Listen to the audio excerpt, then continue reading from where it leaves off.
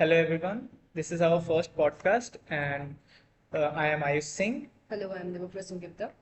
So we are going to discuss about space mapping. So Devapriya, please tell me that what actually space mapping is. Well, space mapping is a term that's actually like we all know what is space mapping. Without it, most of the rockets that are going to moon and other planets, we can't process it.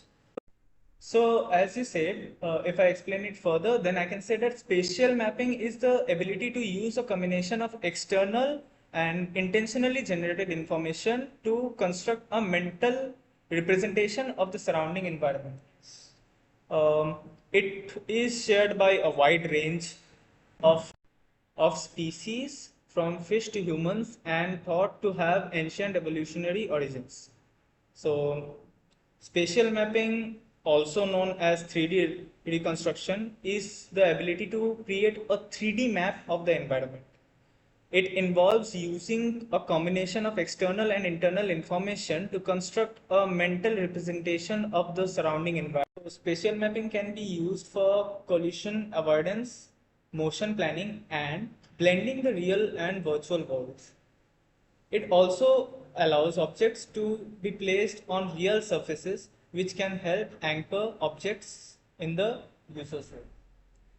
So, space mapping can also be referred to as an engineering design technique that aligns with a fast first model with a fine model that is expensive to compute.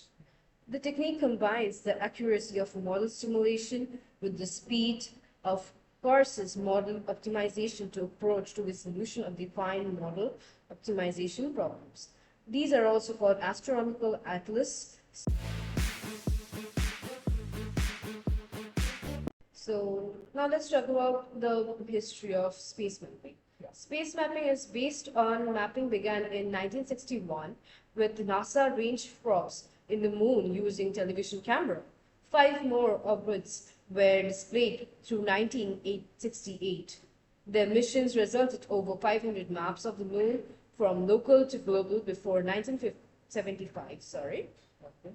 After the moon bodies were discovered, mapping with electronically transmitted photographies got started.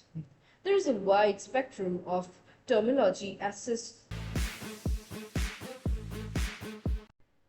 So let's talk about expensive model like surrogate model, low fidelity resolution model, high fidelity resolution model, empirical model, simplified physics model, physics-based model, quasi-global model, physically expensive model, device under test, electromagnetics-based model, etc., etc., and lots of different types of models are used in space mapping.